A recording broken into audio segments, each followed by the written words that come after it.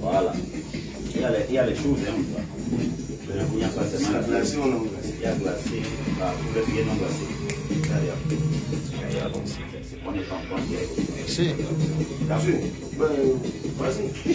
Vas-y. Vas-y. Mais je n'ai pas encore ouvert le micro. Je voulais pourtant demander ce qui était non glacé. Voilà. Tu peux mettre ça dans l'eau là-bas. Non, ça va. Voilà.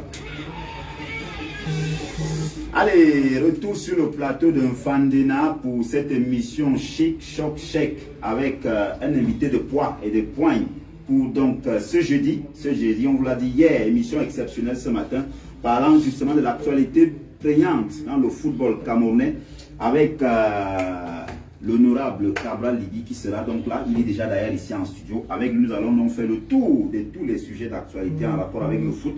Et nous parlerons de tous ces sujets jusqu'à 10h passées de 30 minutes. Vous pourrez également adresser soit vos questions, soit vos suggestions tout à l'heure à partir de 10h au 6 96 43 42 40 pour réagir donc en direct. On l'accueille. Honorable, bonjour. Bonjour, monsieur Thierry-Ndor. Bonjour à vos nombreux auditeurs. C'est toujours avec une émotion particulière que je reviens sur le plateau de Fandena. Je n'aurai de cesse de rappeler que vous et moi ensemble, vous êtes le pionnier. Les créateurs, oui. Peut-être j'ai été le premier présentateur.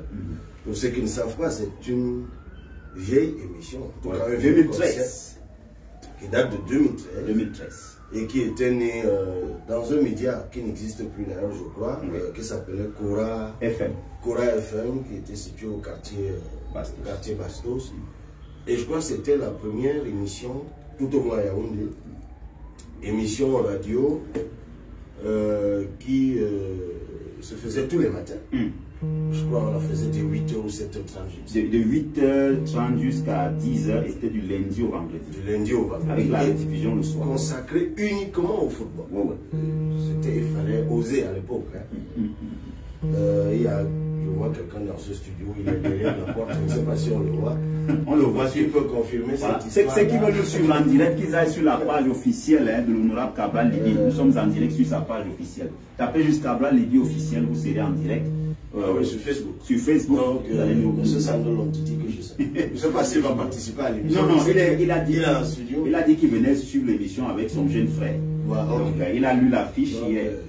Vous parlez de cette émission. Est-ce que 8 ans, 10 ans après, est-ce que vous avez gardé quand même des souvenirs? On sait qu'à l'époque, ça n'était pas une émission assez appréciée, du moins par le comité de nomination de l'Afrique de l'époque, avec certains de vos enseignants qui vous ont donné du fil à retordre. C'est compliqué. On ne va pas les citer, mais il y a un qui est recteur aujourd'hui, parce qu'il était viscéralement opposé à vous par rapport à cette situation. Le foot, les débats de foot m'ont aussi créé des ennuis, effectivement. En tout cas, des inimitiés tout au moins avec certains de mes enseignants à l'université qui, à l'époque, exerçaient au sein du comité de normalisation.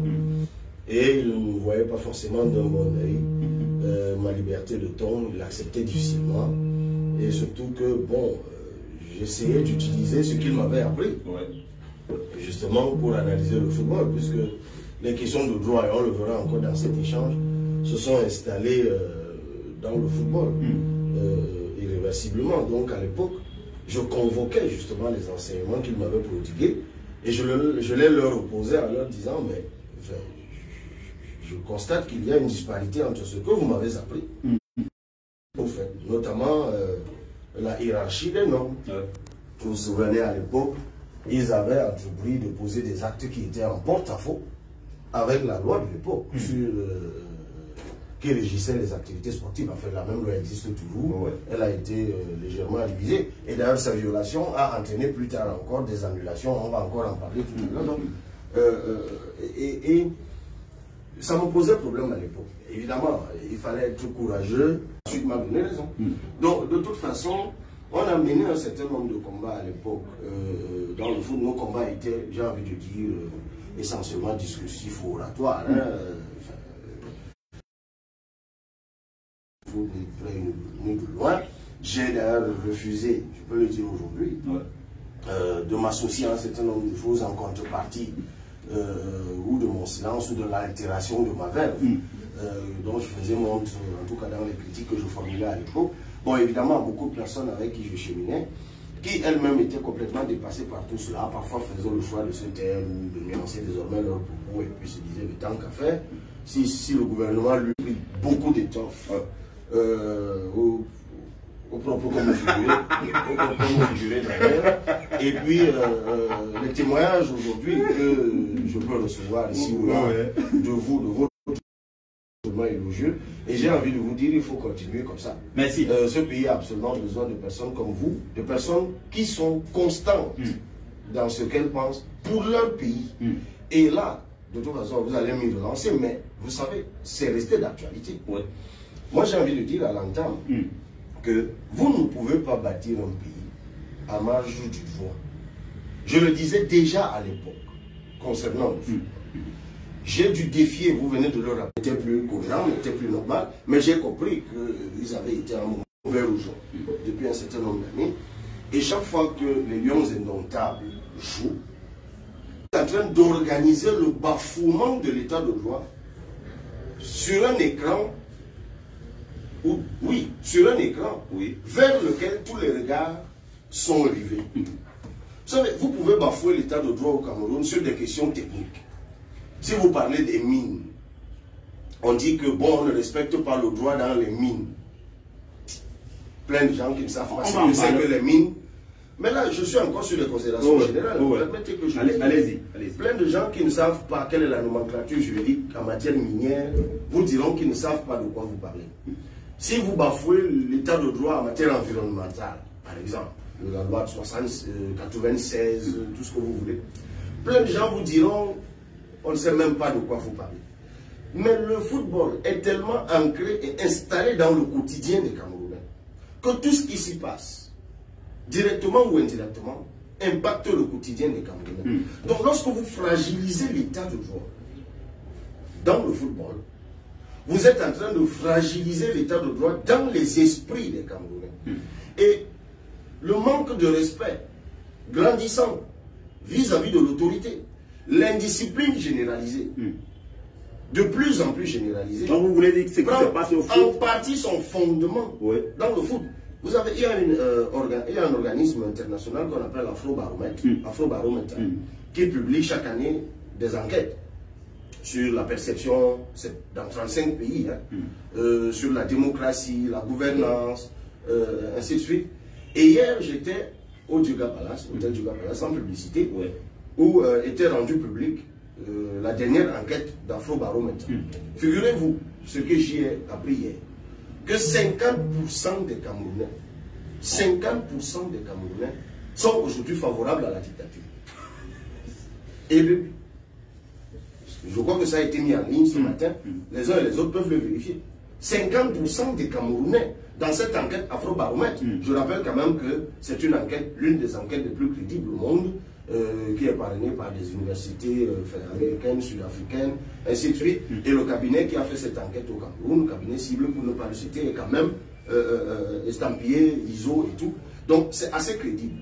Ils ont, je leur ai posé un certain nombre de questions pour avoir la preuve de la crédibilité de cette, en tout cas du résultat. C'est une photographie qu'ils ont faite.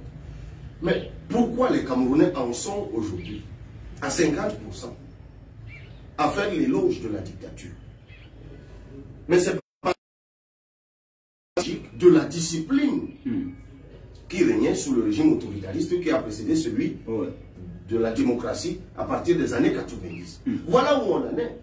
Parce que le désordre, donc face à que les Camerounais absorbent, les gens préfèrent revenir à une période mais c'est exactement plus cela. délicate. Parce que justement sur un terrain comme celui du football, visible par tous, touchable, je ne sais pas si le terme existe, par tous, les gens voient le football en est un amplificateur. Puisque vous en parlez, on va revenir sur le sujet de fond, puisque vous en parlez, mais quand on a quand même des autorités qui parfois vont au-delà de leurs prérogatives, j'en veux pour preuve, on va plus revenir sur le communiqué du ministre des Sports du 12 novembre 2015 qui avait quand même dit que c'est Tombiara Diallo qui devait être président de la FECAFOOT. Récemment, on a vu tout un ministre de l'administration territoriale dire carrément que le président de la FECAFOOT, c'est Sédou. Et moi, cette instance que les humains ont créée et qu'ils ont érigée en bannière de sécurité sous laquelle ils se sont de notre sécurité, de notre cohésion, de notre stabilité, de notre quiétude, de notre sérénité. Si vous lézardez cet état de droit, vous créez les conditions de la jungle. Et chacun fait ce qu'il veut. Dans l'exemple que vous prenez, où on est dans le ridicule suprême, on est dans la ruine, j'ai employé le terme tout à l'heure, de la norme. Et de plus, je crois que le ministre des Sports aujourd'hui, c'est un enseignant, et pas des moindres. Non, c'est un maître. Quand je parle de lui, je suis juriste internationaliste. C'est un des maîtres du département de droit international au Cameroun. Et quand je le dis, c'est que j'ai été enseigné par lui. Vous savez, c'est l'un des rares enseignants qui, lorsque vous l'enseignez, c'est comme une bonne musique. Quand il vous enseigne, c'est comme de la bonne musique. Vous ne vous en lassez pas. Vous en redemandez. Et c'est le cas de Mouélé Kombi. Posez la question à d'autres. Surtout que lui, il fait, vous savez, on le dit souvent, qu'il fait dans du droit fleuri. C'est un puriste. Parce que d'abord, il a fait des études de lettres. Vous savez, c'est même un poète. Il a publié des ouvrages de poésie. Donc, il a d'abord fait les lettres avant de faire du droit. Donc, c'est quelqu'un qui donne un certain embellissement au droit. Mais regardez le ridicule dans lequel il est plongé. Bon, évidemment, le ministère des Sports, ce n'est pas un amphithéâtre. Donc, lorsqu'il officie comme ministre, il n'officie pas forcément comme enseignant. Parce qu'il a une hiérarchie, il est dans un contexte, il est dans des embrouilles, pour faire le raccourci. Il prend une décision dans laquelle il dit que l'Assemblée Générale, je crois, c'était du 13. Oui, quand on va du soir à la le peuple va se tenir au motif de ce que il y a une sentence arbitraire qui annule, en tout cas, qui a annulé le processus électoral. Qui annule le processus électoral, donc vide ceux qui en étaient bénéficiaires de toute autorité à agir. D'ailleurs, il y a un sous-préfet qui, dans la foulée, lui aussi, a pris une décision pour interdire la tenue de cette Assemblée Générale. Sauf que, 2 ou 3 heures après, il y a, entre guillemets, une injonction qui est venue d'un document lui-même un peu compliqué, signé et de la FIFA et de la Confédération africaine de football, la CAF, qui disait entre les lignes que si vous ne laissez pas ce que vous interdisez se faire, ben, on pourrait vous sortir, vous suspendre. Disons-le. C'est vrai qu'ils ne l'ont pas dit, mais c'était à peine. J'ai bien dit entre les lignes. Stupeur.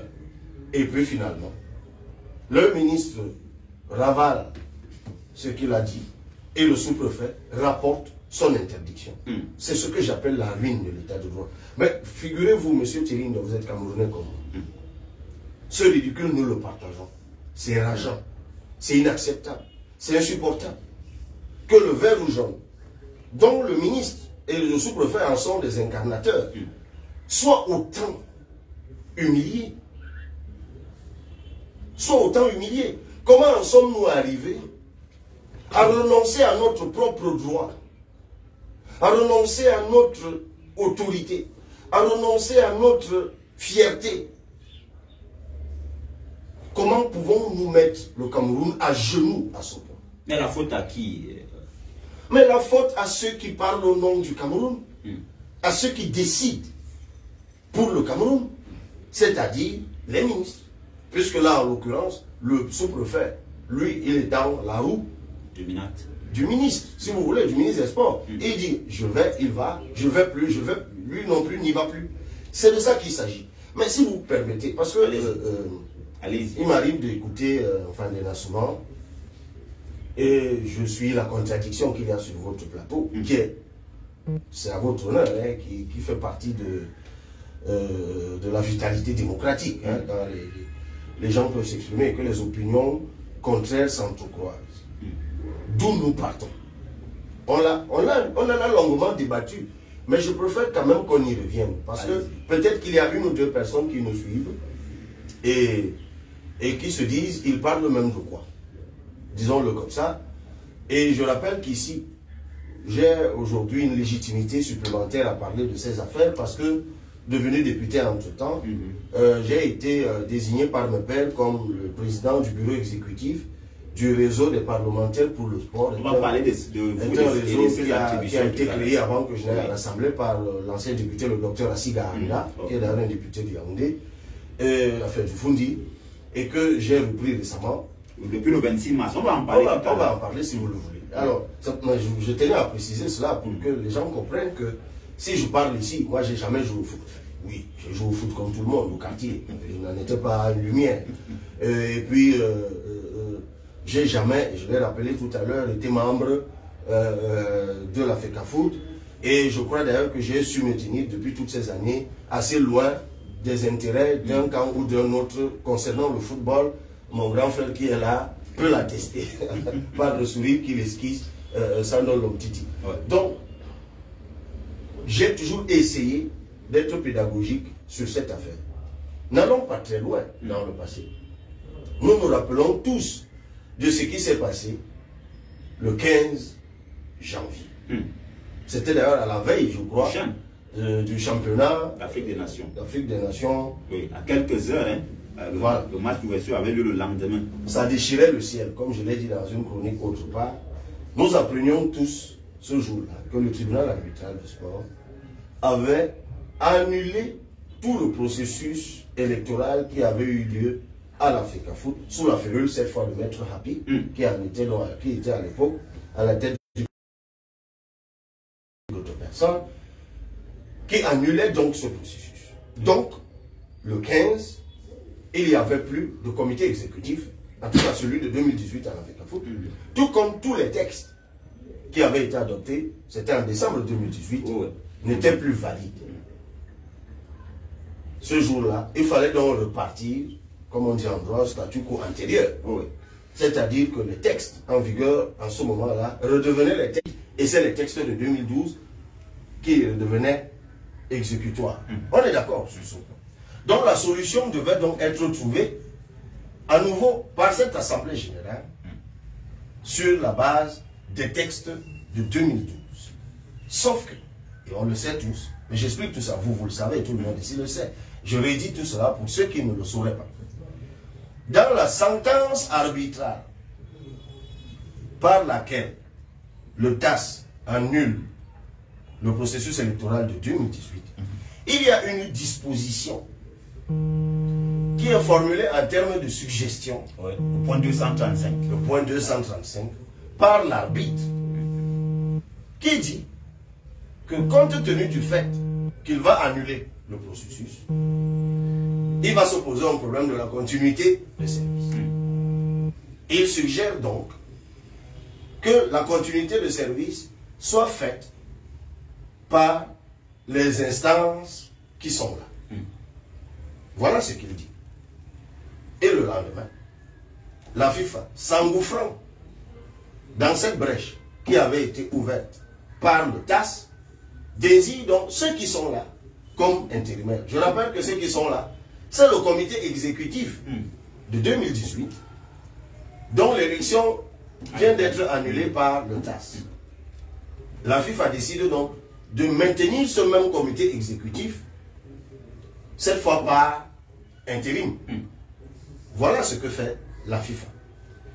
La question est, cela est-il valable? Est-ce que la décision, on parle de l'état de droit, on parle du droit. C'est ça qui m'intéresse, en tant que législateur aujourd'hui. La norme. La question est, est-ce que cette décision prise par la FIFA est valide? C'est le lieu d'expliquer encore une chose. Je l'ai déjà fait, mais je le fais encore.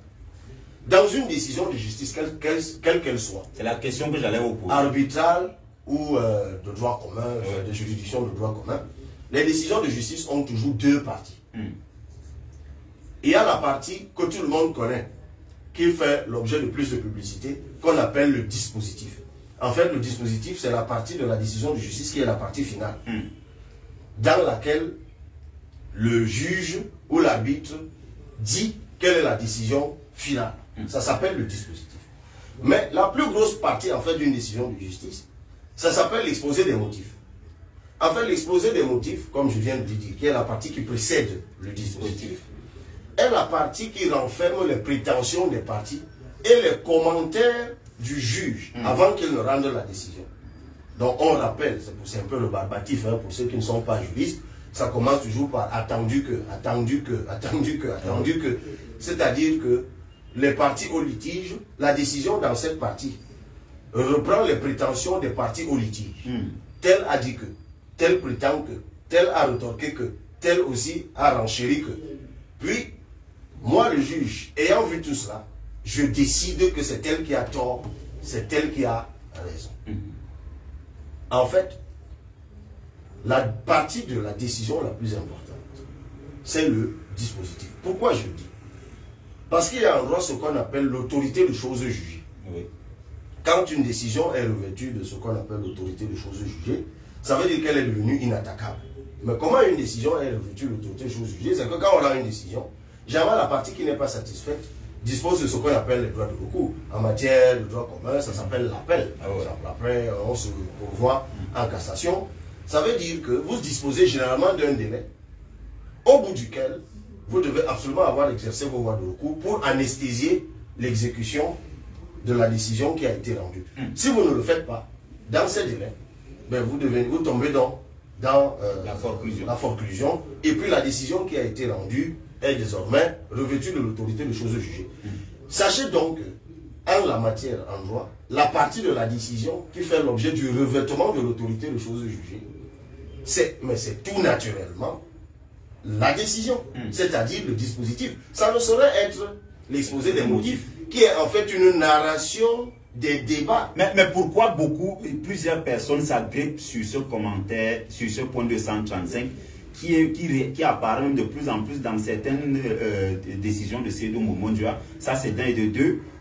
Ceux qui contestent estiment que tant bien même la FIFA aurait fait cause pour ces gens, à savoir les reconduits, elle aurait quand même dû respecter ses propres statuts. Elle dit, du moins la CFAC dit que la FIFA n'a pas respecté les articles 8, alinéa 2 et les articles 19, alinéa 2, 3, 4 qui disent que la FIFA ne peut pas nommer,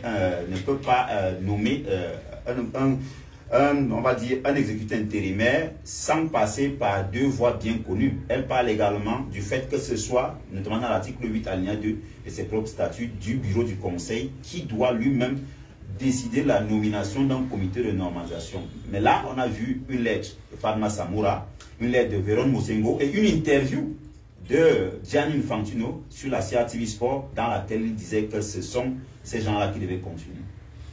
Vous savez, moi je ne m'intéresse pas au nom des gens. Gianni Infantino, Mosengo. Gianni Infantino, c'est également un avocat. Hein? Ça ne m'intéresse pas. Ce qui m'intéresse, c'est la règle de droit. Oui. Parce qu'en matière de règle de droit, tout le monde peut la violer. Des présidents de République violent la règle de droit. Vous savez, en France, là, le ministre de la Justice, Éric Dupond-Moretti, vient d'être mis en examen. C'est clair. Par les magistrats. Lui qui est garant de l'état de droit en France, sa culpabilité vient d'être reconnue par des magistrats. Donc il va être jugé par la haute cour de justice. De justice, c'est même plus si c'est comme ça que ça s'appelle en France. En tout cas, la seule instance judiciaire compétente pour juger les ministres en fonction. Donc, n'allez pas chercher dans les noms des gens et les statuts des gens. Parce que si vous suivez cette voie, l'effet d'optique va vous induire en erreur. Parce que vous partirez du postulat psychologique que tel, de par sa posture, ne peut quand même pas avoir violé la règle de droit. Si lui l'a fait, c'est que ça a forcément du sens. Faux. N'importe qui peut violer la règle de droit. Et il y a des instances qui sont compétentes pour dire que tel a violé la règle de droit ou pas. Ce n'est certainement pas la FIFA. Parce que je rappelle que la compétence du TAS est bien reconnue par les statuts de la FIFA. Mais vous faites bien justement d'invoquer ce que vous avez dit. Je reviens dessus parce que je parlais de l'autorité de choses jugées. Moi, je voulais même aller plus loin. Allez-y. C'est que, avant d'arriver là où vous êtes allé, c'est que la décision qui a été rendue par le TAS concernant l'annulation des élections, je vous disais que c'est le dispositif qui est revêtu de l'autorité de choses jugées. Est-ce que cette décision a été attaquée? Non. Non. Parce qu'elle peut l'être. Il faut savoir que les décisions rendues par le TAS... Ils sont allés au tribunal fédéral suisse et ils ont été déboutés également. Ils sont allés, ils ont été déboutés. Ok. Ils se sont même arrêtés. Je ne suis pas sûr qu'ils soient allés au bout. À un moment donné, mais il y a quelque chose de plus proche de nous. C'est qu'en matière arbitrale, lorsque les décisions sont rendues, par exemple, par une instance arbitrale qui est logée à l'étranger, pour que la décision qui nous concerne soit exécutoire sur le territoire camerounais, il y a un dispositif qui a été prévu par la loi camerounaise. Et sur cette sentence arbitrale, pour qu'elle devienne exécutoire sur le territoire camerounais, donc rentre dans l'ordre juridique camerounais. Parler de l'exéquatur. Ça s'appelle l'exéquatur. C'est donc ce mécanisme-là qui fait que, de façon indiscutable, la sentence rendue par le TAS, pour s'il y a quelqu'un qui veut en douter, est désormais exécutoire. Et le juge compétent pour apposer, c'est consultable par tout le monde sur Google, qui dit que dans des circonstances, les membres d'un comité exécutif d'une fédération membre de la FIFA, et puis, après concertation avec la confédération qui chapeaute cette fédération, désigner donc un comité de normalisation. Je répète, dans des circonstances particulières, le comité exécutif de la FIFA peut démettre de ses fonctions un comité exécutif d'une fédération membre et puis désigner par la suite un comité concerté avec la confédération compétente dans cette sphère. Donc, en termes simples, pour le cas du Cameroun, la FIFA a effectivement, sur le fondement de l'article 8, le pouvoir de démettre le comité exécutif de la FECAFOOT et puis de se concerter avec la CAF pour désigner un comité de normalisation. Mais pourquoi ça n'a pas été? En termes simples, la FIFA aurait pu. Pourquoi d'après vous? Parce qu'ils ont eux aussi décidé de bafouer les textes. C'est quelque chose d'incroyable. Si je suis... écoutez, vous m'avez dit tout à l'heure que vous allez ouvrir l'antenne. Donc, peut-être quelqu'un va pouvoir nous démontrer ici. Vous avez également convoqué l'article 19. Toujours des statuts de la FIFA. Cet article 19 dit que la FIFA ne reconnaît que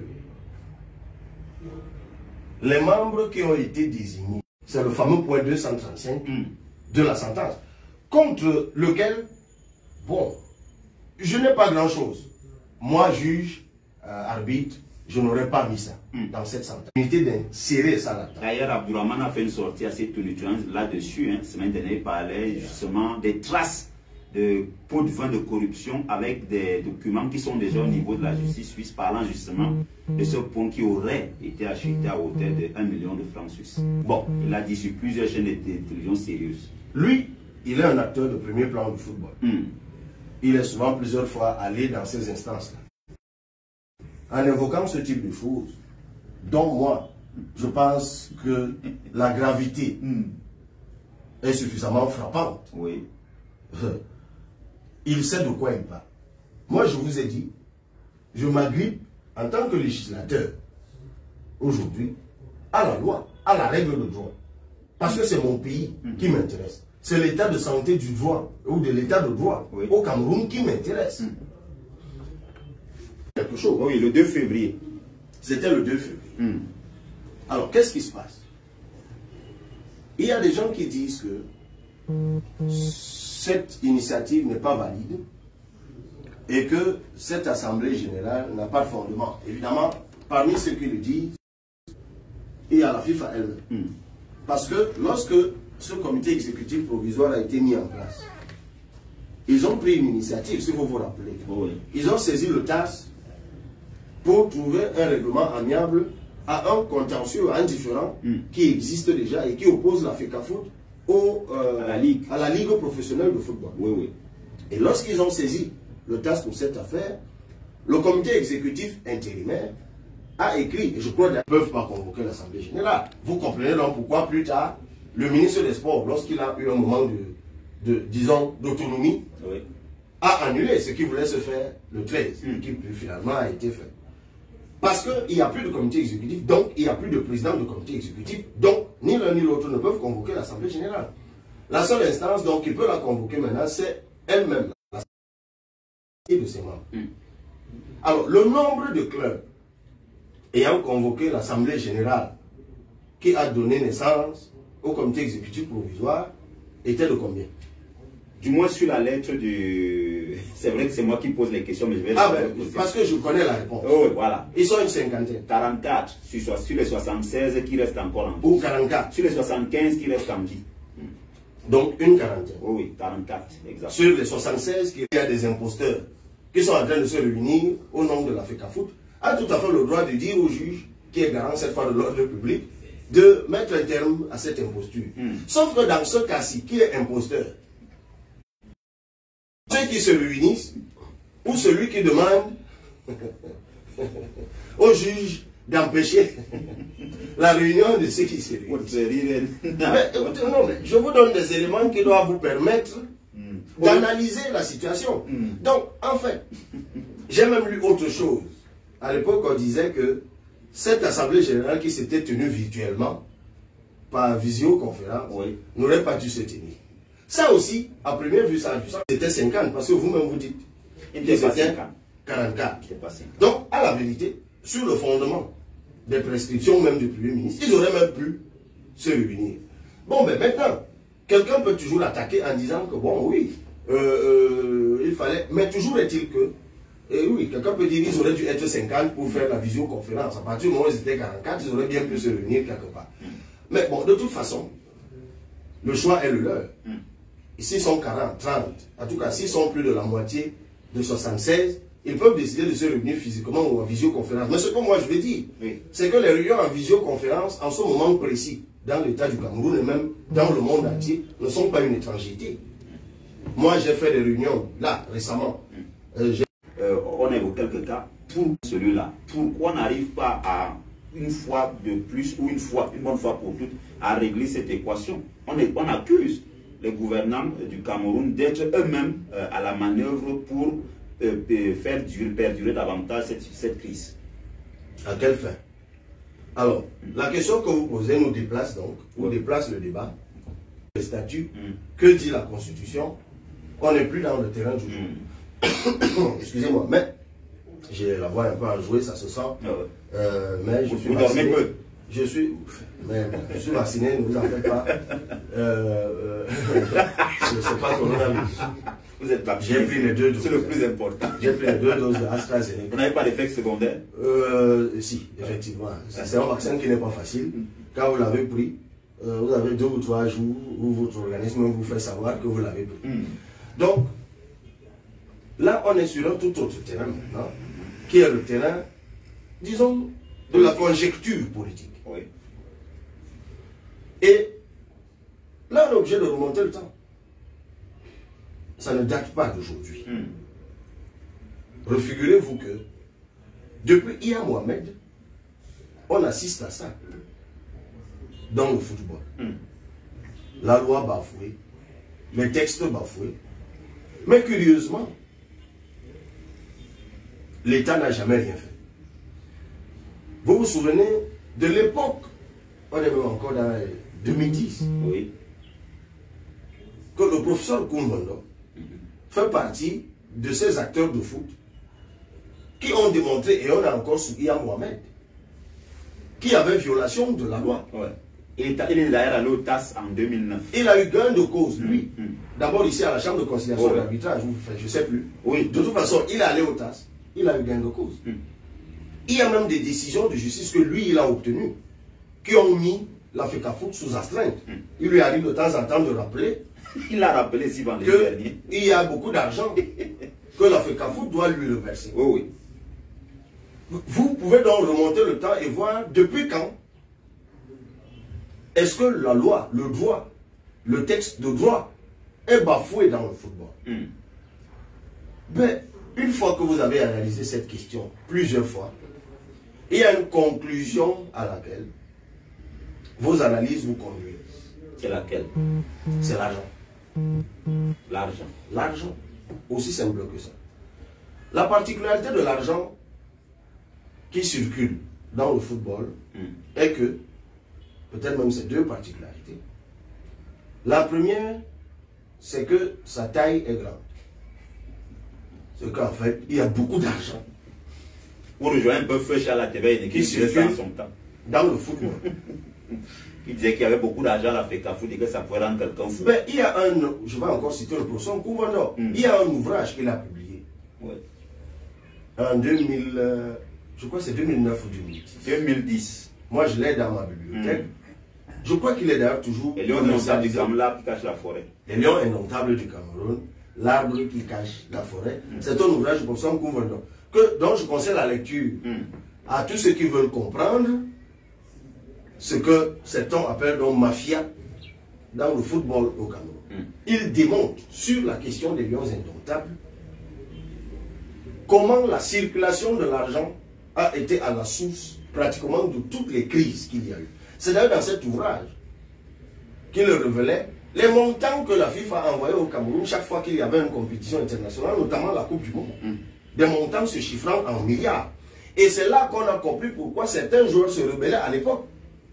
Parce qu'ils estimaient que, tiens, il y a beaucoup d'argent donné par la FIFA que nous, on ne reçoit pas. Mais surtout, plus grave, et c'est le prof qui le démontre dans cet ouvrage, le double emploi qu'il y a toujours eu en la matière. C'est-à-dire que, alors que la FIFA a toujours donné aux fédérations qui participent aux compétitions internationales, notamment le football, l'argent qu'il faut en réalité pour prendre en charge, que ce soit les primes des joueurs ou leur logement et tout ce que vous voulez, en tout cas, oui, leur prise en charge, je l'ai dit. Ouais. L'État du Cameroun trouvait en cela, donc à la participation à ces compétitions, un prétexte pour débloquer encore de la fortune publique dans les caisses de l'État, du trésor de l'État, des montants parfois équivalents ou supérieurs à ceux-là qui étaient donnés par la FIFA.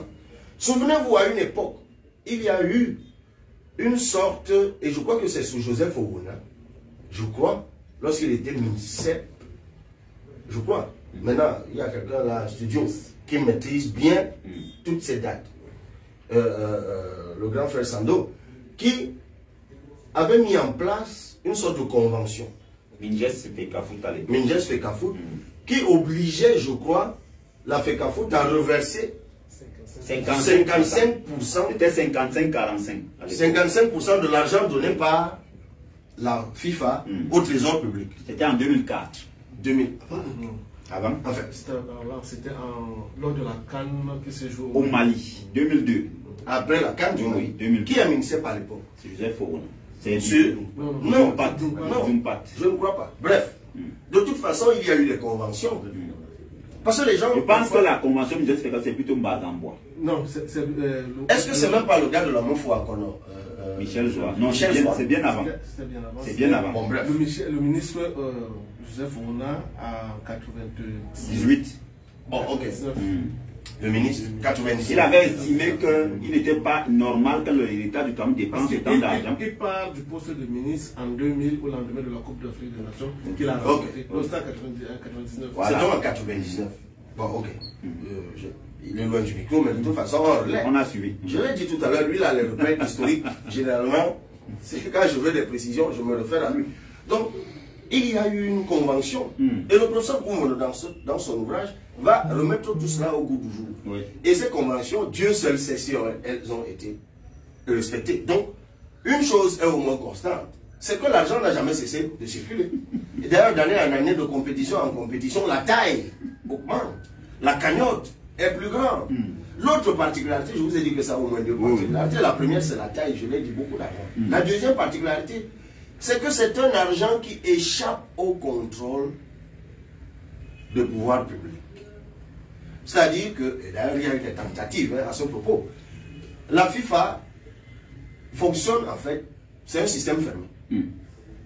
Donc lorsque la FIFA donne son argent, elle estime, et a raison par ailleurs, qu'elle est la seule compétente pour contrôler et auditer l'usage de cet argent.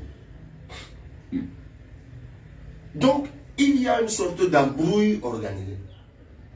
Je dis bien embrouille organisée. Et j'ai tendance à ce propos, notamment au regard du foot, à donner raison au professeur Owona qui, face à mes étonnements, souvent, je m'étonne toujours, je me demande comment cette étape fait pour fonctionner. Avec autant de désordre et d'indiscipline, avec autant de banditisme et de mafia. Et il me répond toujours que ça s'appelle le désordre organisé. Et que c'est ça qui fait la force du camp. Il l'appelle également le trou noir. Voilà. Il théorise le désordre organisé et il arrive à la conclusion que ça marche. Et il me pose souvent les résultats de la victoire. Il me pose souvent la victoire au Gabon. Oui. Où il me dit, écoutez, on est allé à cette CAN dans un désordre mais complètement effroyable. Tout le monde disait qu'on ne gagnerait pas un seul match. Et puis quand il CAN, on a gagné la CAN. C'est ça la particularité du Cameroun. Vous avez vu encore le Chan récemment. Mais dans des embrouilles pas possibles. Mais honorable. Or ici. Non mais ce que je veux dire, oui, c'est que cet argent crée dans des appétences. Eh bien, Dieu sait, vous savez, les appétences d'argent au Cameroun, tout le monde le sait, ça crée des appétences inimaginables. Les gens se disent, mais tiens, il y a là un argent facile. Il suffit d'être à la bonne position. Il y a l'argent de la FIFA qu'on peut se partager. Et puis de toute façon, comme ce sont des embrouilles bien organisées, c'est le sport, c'est le foot, la part même que l'État met là-dedans, qui va même contrôler ça? Parce qu'en plus, les histoires de la FIFA, on met tout ça, en fait c'est très compliqué. Vous ne savez même pas, si vous vous mettez à essayer de démêler cet écheveau, vous devenez fou au bout de quelques minutes. Mais toujours est-il qu'on sait tous comment ça se passe. Donc du coup, personne ne veut de lumière là-dedans. Personne ne veut de l'ordre là-dedans. Personne ne veut de la discipline là-dedans. Ce d'autant, c'est le piège du vert ou jaune que nous gagnons. Parce que on a beau faire ce désordre, chaque fois que le Cameroun joue, l'émotion crée l'amnésie. On oublie. On oublie d'abord qu'en fait, derrière ce match, il y a une mafia pas possible. Il y a un banditisme incroyable. Il y a une indiscipline et du désordre insupportable. Et un désordre insupportable, nous supportons d'abord nos verts jaunes. C'est pour ça que le professeur Nkoumbondo parlait de l'arbre qui cache la forêt. Justement, et assis à votre place vendredi dernier, on lui a posé la question de savoir est-ce que lui, avec son bagou et avec sa verre, est-ce que lui pouvait, en tant qu'ancien canal, repartir et tester ce straponté, dit c'est un système qui aspire tout le monde, donc il est difficile. Est-ce que vous croyez comme lui que c'est mission impossible de réguler à la FECAFOOT? Il parle d'un système qui est enraciné, qui fait en sorte que quel que soit celui qui viendra, même si c'est Cabral, il dit, on va vous faire ce qu'on a l'habitude de faire. Oui, alors c'est la théorie du trou noir, n'est-ce pas? Oui. Ok. C'est faux. Là, vous n'êtes pas d'accord avec lui. Ce système n'aspire pas tout le monde. C'est évident. Les annulations successives qu'il y a à la FECAFOOT sont bien orchestrées. En tout cas, les contentieux et les différents au bout desquels ces annulations interviennent sont initiés par des membres de la FECAFOOT. Bon, vous me direz que certains d'entre eux, de toute façon, sortent du système ou sont dans le système. Parce que certains de ceux qui se battent au premier plan étaient déjà là sous Iya Mohamed. Et aux côtés de Iya Mohamed, quand cette fois, c'est le professeur Nkoumbondo qui les combattait. Bon. Vous me direz toujours que, ok, peut-être ils s'en sortent parce qu'eux-mêmes sont du système ou sont sortis du système.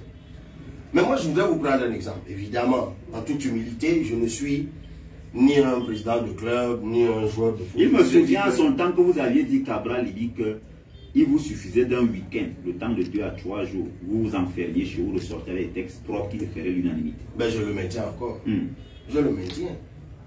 Mais on veut nous faire croire qu'écrire les textes à la FECAFOOT, c'est une œuvre qui nécessite qu'on convoque la Cour pénale internationale, les juges de la Cour pénale internationale et ceux de la CIJ, la Cour internationale de justice, plus je ne sais trop quoi. C'est faux. C'est faux. Ce qui anesthésie l'intelligence, quelqu'un vient de vous dire que lui, il a le sentiment, vous l'appelez les propos du prof, que ça aspire tout le monde. Mais ça aspire surtout l'intelligence. En fait, c'est comme si lorsqu'on rentre à la FECAFOOT, le cerveau reste à la porte. Et que on a un autre cerveau, en fait. Ou plutôt le cerveau se dédouble. Il y a le cerveau normal qui reste à la porte. Et puis il y a maintenant un nouveau cerveau qui prend place dans votre tête, qui lui imagine des stratagèmes de mafia. Ben, c'est de ça qu'il s'agit. Moi, je suis en train de vous dire que c'est pas vrai. Ça n'aspire pas tout le monde. Oui. Je me souviens, mais c'était le sens de mon propos tout à l'heure, lorsque je disais que oui, c'est vrai, je ne suis pas un grand footballeur. Je vous ai rappelé mon palmarès tout à l'heure, c'est quelques 2-0 au quartier, et même pas les 2-0 de premier plan. J'ai jamais été président d'un club. Mais il me souvient qu'au plus fort des débats que nous animions médiatiquement à l'époque, au début du premier comité de normalisation, tellement mes sorties radio sonnaient juste et donc incommodaient certaines personnes qui étaient à l'époque au premier plan à l'Africa Foot. Ces dernières ont entrepris de me recevoir, de me faire appeler, de me recevoir. Et je me souviens dans une des discussions, je ne vous dirai pas qui, mais je pourrais quand même vous donner un nom de quelqu'un qui a assisté à la discussion. Le jour où vous le verrez, vous le demanderez. Donc il y avait des acteurs de foot, je ne vais pas citer les acteurs de foot, mais je vais citer un ami qui m'avait accompagné ce jour-là, c'est le docteur Richard Macon, qui est bien connu dans l'espace public. Il m'avait accompagné ce jour-là dans un quartier non loin du stade. Et la personne qui me recevait me dit, écoute petit frère, on t'écoute, mais tu ne comprends pas. Toi tu parles de droit, tu parles de règles de droit, mais les enjeux sont au-dessus de la règle de droit. Pourtant, tu as tapé à notre œil et on a vu que tu peux être utile de l'intérieur, le fameux débat de l'intérieur. Au dehors, tu ne peux pas comprendre certaines choses et tu ne pourras rien changer. Viens. Qu'est-ce que tu veux? Je lui demande, quelle offre vous me faites? Et il me dit, je préfère ne pas vous dire. Mais enfin, il y avait une commission, et après la commission, il m'a proposé autre chose. Après, finalement, il y avait une somme d'argent. Je l'ai regardé et je lui ai dit, cher aîné, le problème avec vous, c'est que vous êtes convaincu que tous ceux qui parlent pour vous intéresser, se faire remarquer et avoir leur part. Mais ce n'est pas mon cas. Ce n'est même pas tant, parce que ce que vous me proposez n'est pas séduisant. Ça l'est en effet.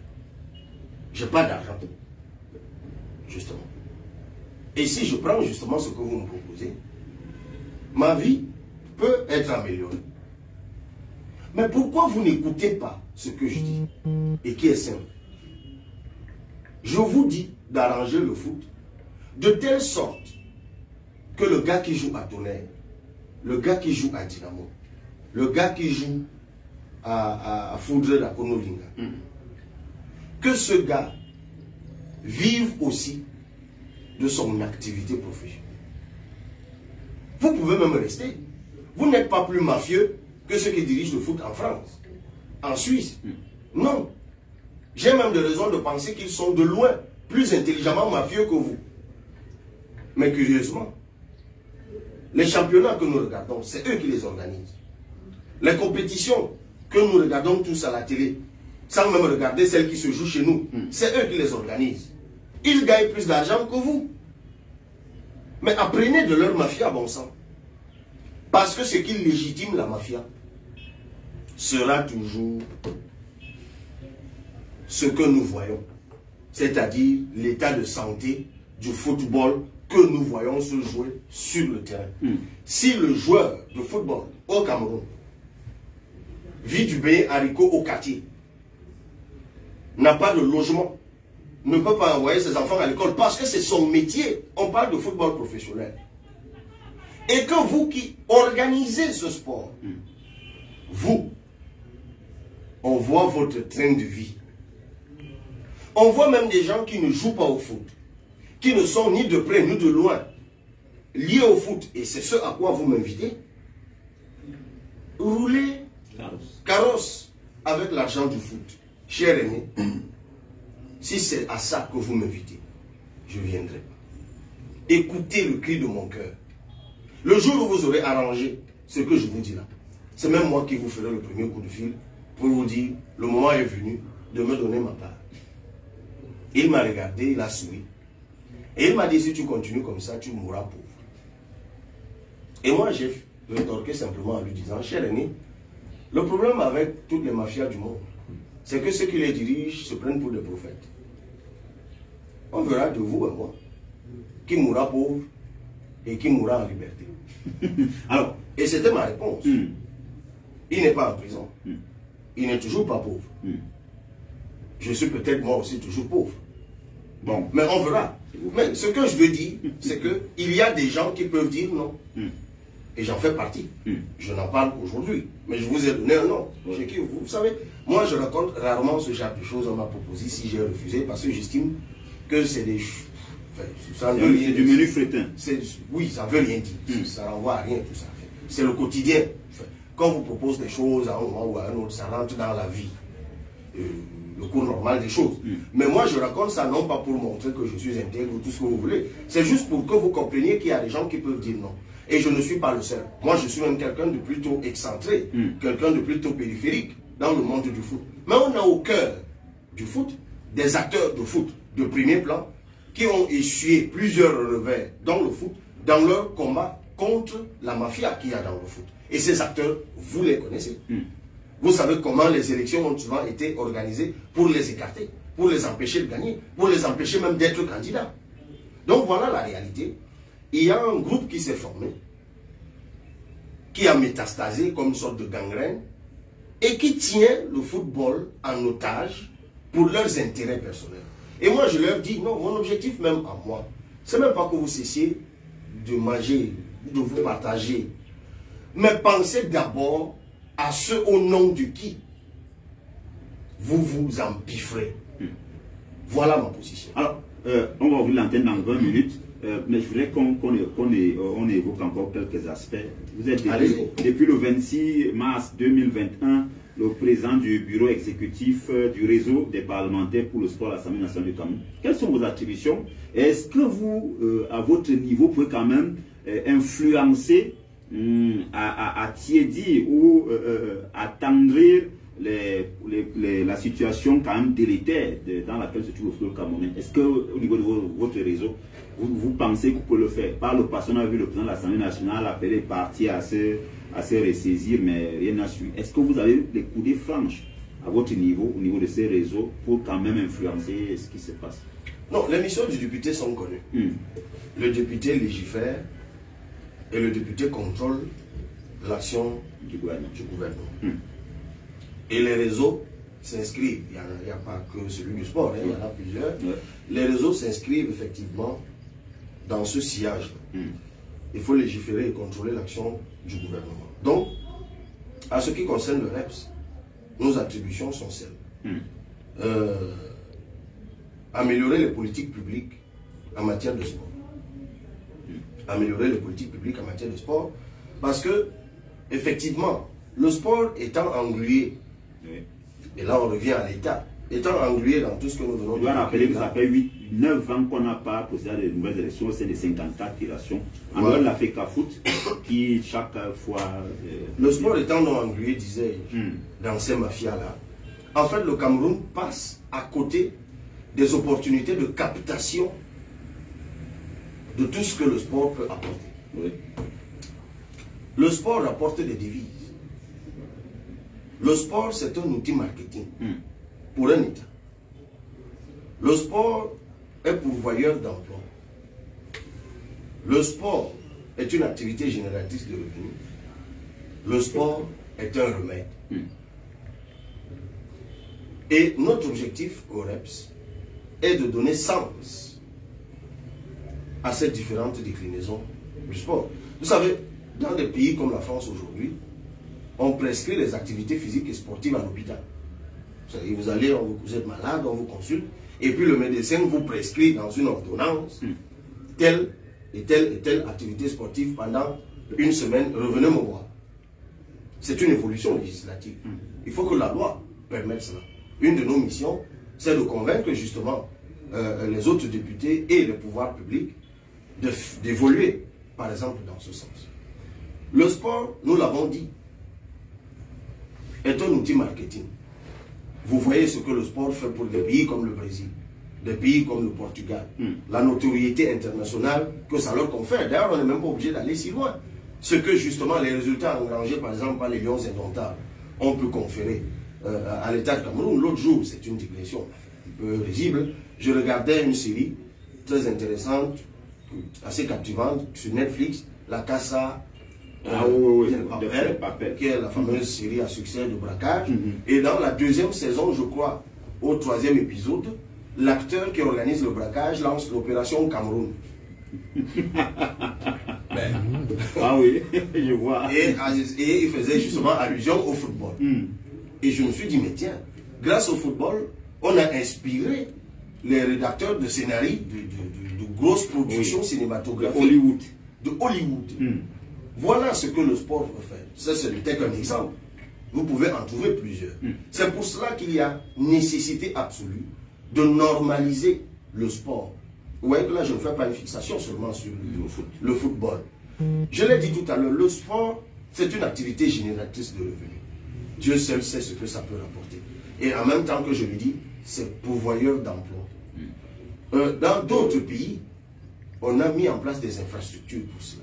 Vous savez, c'est pas par hasard que le berceau de nos champions de basket au Cameroun, c'est le quartier Messa. C'est parce que lorsqu'on construisait... oui, non, Loncac, je voulais dire. Loncac, c'est le basket. C'est le basket. Messa, c'est le volley. Et c'est pas par hasard que nos meilleurs volleyeurs viennent de Messa. Parce qu'au moment où on construisait les camps cycles, Loncac et Messa, on a prévu à Messa un terrain de volley et à Loncac un terrain de basket. Ça a suscité des vocations. Mouté sort de Loncac, plein d'autres dont j'oublie les noms, viennent de Messa. C'est pas par hasard. Mais curieusement, aujourd'hui, on vous construit des camps cycles qui n'ont aucun terrain. Ben, allez à Olembe, peut-être que tout le monde ira jouer dans le gros stade qui ne finit jamais, qui est à côté. Le fameux stade Paul Biya. Bref. On va dire le mot sur la table tout à l'heure. Eh ben, si vous voulez. Donc, le rôle du législateur que nous sommes et de l'élu du peuple que nous sommes, c'est justement de veiller à ce genre de choses. Lorsque la SIC ou le MINDU décide de construire des logements sociaux, notre rôle est de les interpeller, par exemple, pour leur dire créer des infrastructures sportives de proximité. Tout comme notre rôle est de toucher, par exemple, le MINDEVEL, qui est en charge des collectivités territoriales décentralisées. Vous voyez tout le combat que nous menons pour la dotation générale de la décentralisation. Mais notre rôle est également de veiller à ce que, dans cette dotation générale de la décentralisation, dont nous espérons qu'elle sera enfin dévolue un jour aux communes à 15%, comme le dit la loi 2019, qu'une part soit réservée, par exemple, à la construction des infrastructures sportives de proximité. Le Cameroun est en proie aujourd'hui au discours haineux et à toutes sortes de dérives dans la société. Savez-vous ce que les valeurs de l'olympisme peuvent apporter dans notre société en termes de régulation des humeurs, en termes d'éducation des masses? C'est pour cela, par exemple, que notre mission est... D'ailleurs, on a trouvé qu'il y a un partenariat qui existait déjà avec le Comité national olympique. Et je n'ai d'ailleurs pas tardé à aller rencontrer le colonel Kankaba Marboum, avec qui j'ai eu un échange très intéressant sur la question, sur les possibles qui s'offrent à une collaboration entre ce réseau et le CNO pour que nous puissions implémenter ou amener les pouvoirs publics à implémenter un certain nombre de choses et même à nouer des partenariats avec un certain nombre de choses. Il y a aussi derrière, avec un certain nombre d'organismes, il y a aussi derrière une diplomatie sportive. Vous savez, récemment, là, je reviens d'un pays étranger dans un débat qui n'a rien à voir avec le foot, avec l'environnement, les écosystèmes forestiers et autres, mais c'est dans le cadre d'un réseau qui s'appelle le REPAR, le réseau des parlementaires pour les écosystèmes en Afrique centrale, qui est bien organisé au niveau de tous les parlements de l'Afrique centrale, des 10 pays de l'Afrique centrale, et j'ai été invité à un congrès, ou plutôt, oui, invité par le REPAR Cameroun, dont je suis membre, à une assise internationale qui regroupait les représentants du REPAR des 10 pays. Et j'ai découvert ce que la diplomatie parlementaire peut avoir comme impact dans l'élaboration des politiques publiques des pays concernés. Et en faisant des recherches, j'ai découvert qu'effectivement, il y a aussi d'autres pays dans le monde où il y a des réseaux de parlementaires pour le sport avec lesquels on peut nouer des partenariats qui peuvent nous permettre de faire profiter le Cameroun d'un certain nombre de choses. Donc vous voyez, ça ne s'éloigne toujours pas de la mission du député, sauf que cette fois c'est sous la forme beaucoup plus thématique. C'est-à-dire qu'en matière de sport, d'ailleurs on a élargi à l'Assemblée Générale, excusez-moi, je vous ai dit que je n'étais pas en très bonne santé, dans l'Assemblée Générale du REPS qui a eu lieu à la fin de la session de juin, là où on a validé les nouveaux textes et tout, on a même ajouté effectivement un aspect loisir là-dedans, et avec les mêmes objectifs que je vous donne, c'est-à-dire le loisir, oui. Je voudrais faire peut-être une violation. Ah ben il faut donc venir au micro. Oui, je voudrais faire une violation de cette émission, parce que lorsqu'on m'a dit que vous venez, je me suis dit, j'ai là l'opportunité d'avoir une personnalité politique à qui je vais poser un certain nombre de questions. Ça, je surprends le présentateur de l'émission. Vous êtes... Alors, ça, c'était pas prévu. C'était pas prévu. Maintenant... vous êtes député, et il me souvient que le président de l'Assemblée nationale avait dit en son temps que pour que le football se porte bien, il faudrait que le président élu soit sur place et que M. Iya Mohamed, qui occupait les fonctions, était entre deux trains, entre deux avions, sur le coton et Fekafou. Et c'est ça peut-être qui laissait des traces d'une mauvaise gestion du football camerounais. Peut-on se dire aujourd'hui qu'après le départ de M. Iya Mohamed, quelque chose a changé? Ça, c'est la première question. La deuxième question, parce que je vous connais, vous êtes déjà, qu'on l'aime ou qu'on n'aime pas, vous êtes la deuxième ou la troisième personnalité politique à l'issue des dernières élections présidentielles. Pensez-vous que, est-ce qu'on ne peut pas dire que l'Assemblée nationale est également un endroit où les gens préfèrent calmer des choses, parce que vos collègues députés sont à la Fédération? C'est la question que j'ai poser justement avant qu'il... Il n'y a pas véritablement changement. Au début de votre entretien, je vais aller très vite parce que vous avez beaucoup de choses. Je vous écoute. Au début de votre entretien, vous avez été étonné, choqué, en disant que 55% des Camerounais, suite à une étude, 50% pour moi, 50% des Camerounais le retour à la dictature. Est-ce que, à la lecture de l'évolution du football camerounais, ne peut-on pas souhaiter le retour à la dictature? Genre, vous et moi, nous avons travaillé sur un sujet, ce n'est pas le lieu d'en parler ici. Le désordre instauré dans le mouvement sportif camerounais, je ne parle pas seulement de football, mais on va parler de football, est né des années 92. Parce que bien avant, il y a eu des nominations des dirigeants fédéraux. Et c'est en 1992 que on a commencé les élections au sein des fédérations sportives nationales. Et souvenons-nous que le premier à être élu, c'était Pascal Baylor Ouna, footballeur. On disait le football footballeur. Sauf que il n'a pas passé 2 ans. Il a été évincé. Maha Daher, ancien directeur de l'INGS, est arrivé. Après, Emmanuel V est arrivé. Après, Doa Omer est arrivé pour arriver à la Coupe du Monde de 1994. Bien de personnes. Vincent Onana, produit de l'INGS, ancien footballeur, entraîneur, ancien directeur du stade de Douala, de Yaoundé, ancien secrétaire général, adjoint plus secrétaire général de l'Africa Foot, est arrivé. Il n'a pas passé 2 ans. Et il est arrivé une personne qui n'a pas joué au football, qui était justement comme vous, M. Iya Mohamed, qui a passé 15 ans. Après Iya Mohamed en 2013, Monsieur le Président, honorable député, depuis 2013, il y a eu 5 personnes à la tête de l'Africa Foot. Vous avez dit depuis le départ de Iya Mohamed? Iya Mohamed, oui, en 2013. Vous avez Seydou Mobonjia qui passe 3 semaines, arrive Joseph Ouna, après Joseph Ouna arrive Tombi, après Tombi arrive Dieu de Napi, après Dieu de Napi arrive Seydou. 5 personnes. Selon vous, ne pensez-vous pas que la dictature pourrait être un élément salutaire pour la reconstruction du mouvement sportif? Parce que ce que je dis du football, je ne le dis pas moins des autres fédérations. Tout à l'heure, vous avez parlé de l'argent que la FIFA reverse au sein à l'Africa Foot lors de la participation aux compétitions internationales.